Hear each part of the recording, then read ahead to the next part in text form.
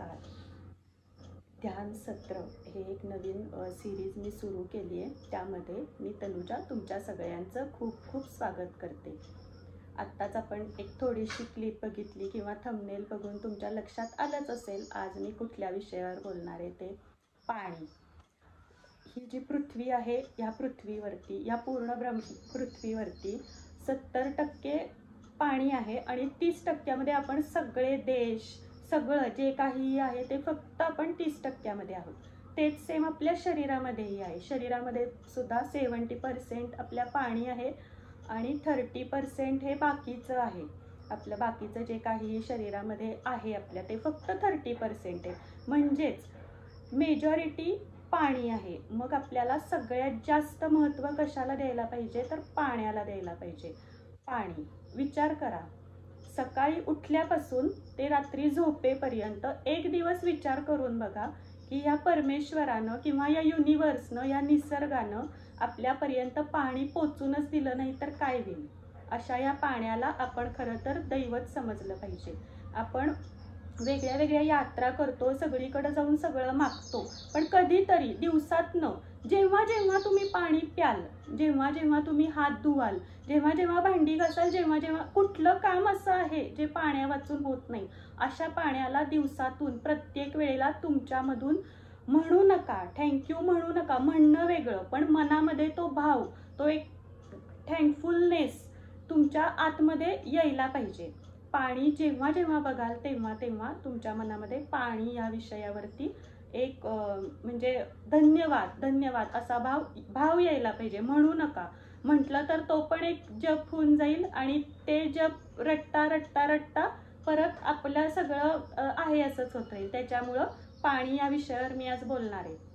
आजकाल काय झालंय, घरांमध्ये वरती टाकी असते आपल्या घरामध्ये आणि आपण काय करतो, डायरेक्ट ॲक्वागार्डचं असं बटन ऑन करतो, त्याला ग्लास लावतो, पाणी पिऊन टाकतो, वरच्या टाकीतलं पाणी डायरेक्ट.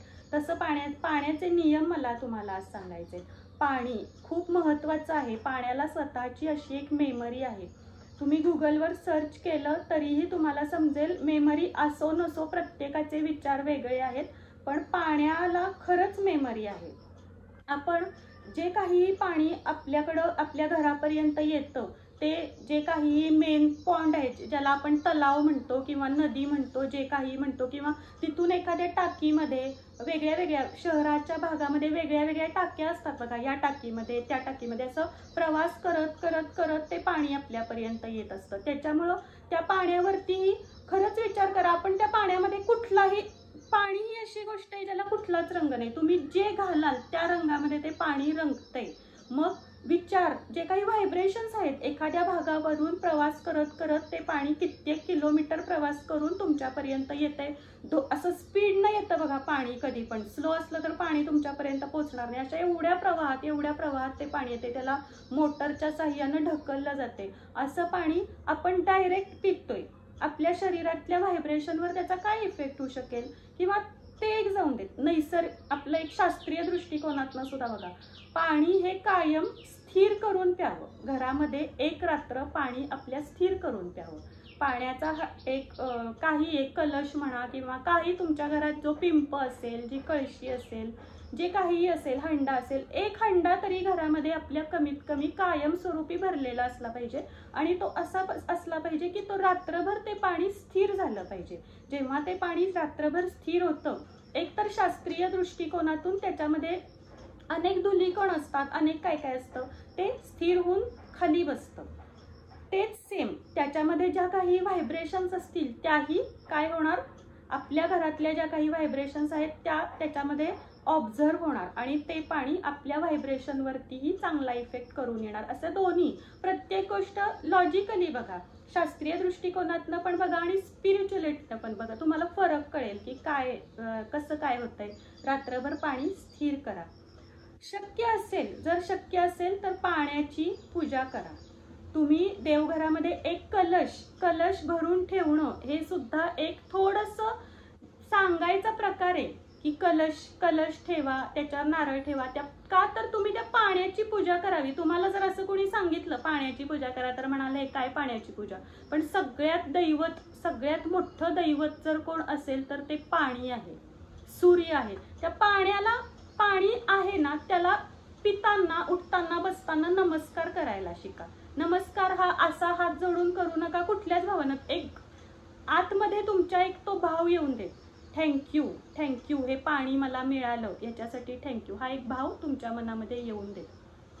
दिवसभर तुम्ही जेव्हा केव्हाही पाणी प्याल तेव्हा ते पाणी पिताना तोच भाव परत मनामध्ये येऊन देत तुमच्या, की आणि जे काही तुम्हाला मागायचंय तो भाव येऊन देत मनामध्ये. तुम्ही सुरुवातीला म्हणू शकता की माझी हेल्थ, त्या पाण्याला तुम्ही एक असा बनवू शकता, असं सुंदर बनवू शकता, एनर्जेटिक बनवू शकता. कसं बनवू शकाल तर आपला ब्रेन जो काही काम करतोय ना, तो ब्रेन सतत, आपलं शरीर हे सतत ऐकतंय, काहीतरी शरीर ऐकतंय. तुम्ही जर म्हणत राहिलात मी आजारी आहे, आजारी आजारी आहे, तर शरीर ऐकतंय, ते वाढत राहणार. पण जर तुम्ही म्हणत राहिलात मी हेल्दी आहे, मी हेल्दी आहे, मी हेल्दी आहे, शरीर तुमचं ऐकतंय. तुम्ही सतत म्हणत राहा मी हेल्दी आहे, मी हेल्दी आहे, मी हेल्दी आहे, तुमचं शरीरही हेल्दी राहायला सुरुवात होईल.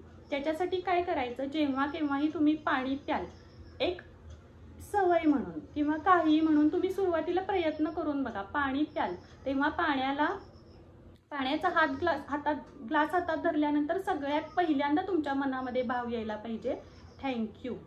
त्याच्यानंतर मी हेल्दी आहे, त्याच्यानंतर माझा व्यवसाय खूप छान चाललाय, आमचे नातेसंबंध खूप छान आहेत. जे काही तुम्हाला पाहिजे ते तुम्ही त्या पाण्यामध्ये संकल्प करून तुम्ही तो सोडू शकता. आणि तुम्हीच बघा, खरंच बघा, जसे जसे दिवस जातील तसं तसं तुमची प्रगती, तुमच्या प्रगतीच्या वाटा ह्या मोकळ्या होत जातील. का तर आपण आपल्या ब्रेनला एक पॉझिटिव्ह असा सिग्नल दिलाय आणि ब्रेन मधूनच युनिव्हर्सकडं आपल्या ज्या काही अफर्मेशन्स आहेत त्या पोहोचत असतात. त्यासाठी तुम्ही पाणी हे माध्यम बनवा. का तर पाण्यानंच शरीर बनलं आहे, पाण्यानंच पृथ्वी बनली आहे.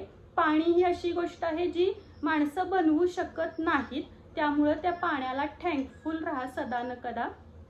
तुमचं आयुष्य खरंच खूप सुखकर होईल. मंदिरामध्ये थोडंसं एक तीर्थ देतात बघा, आपण जेव्हा जातो तेव्हा एक चमचाभरच असतं, हातावरती देतात. ते तीर्थ सांडू नये म्हणून आपण त्याला असा एवढा हातबीत लावतो, ते पितो. पिल्यावर सुद्धा तो जो हात आहे तो असा सगळा आपल्या डोक्याला, बिक्याला, डोळ्याला पुसतो. एवढं महत्त्व का देतो आपण त्या तीर्थाला? का तर त्याच्यामध्ये काहीतरी पॉझिटिव्ह व्हायब्रेशन्स, तिथले जे काही गुरुजी आहेत किंवा मंदिरामधल्या एक व्हायब्रेशन्सच खूप पॉझिटिव्ह असतात, त्याच्यामध्ये ऑब्झर्व झाल्यात, म्हणून त्या तीर्थाला आपण एवढं महत्त्व देतो. मग ते तीर्थ आपण घरामध्ये का नाही बनवू शकत? आपल्या घरामध्ये जे काही आपलं प्यायचं पाणी आहे ना, करा ना तुम्ही घरामध्ये, संकल्प करा. त्या घरामध्ये त्या पाण्याच्या हंड्याला जरा व्हायब्रेशन्स द्या ना, तुमच्या ज्या काही पॉझिटिव्ह असतील त्या. तुम्ही पाण्याच्या हंड्यासमोर बसून म्हणणार मी गाडाभर भांडी घासतीये, माझं कंबरड दुखतंय, माझं कसं होईल तुमचं आरोग्य चांगलं आणि तुमच्या कुटुंबाचं? थोडासा विचार करा आणि पाण्यालाच दैवत समजा. आज इथंच थांबते. खूप महत्त्वाचं आहे थँकफुलनेस, एक असा धन्यवादाचा भाव तुमच्या आतमध्ये. प्रत्येक पाण्याचा थेंब ना थेंब तुम्ही जेव्हा वापराल तेव्हा तुम्ही तो धन्यवादाचा भाव या युनिव्हर्सकडं सोडत राहा. कधीच दुष्काळ पडणार नाही. जर प्रत्येक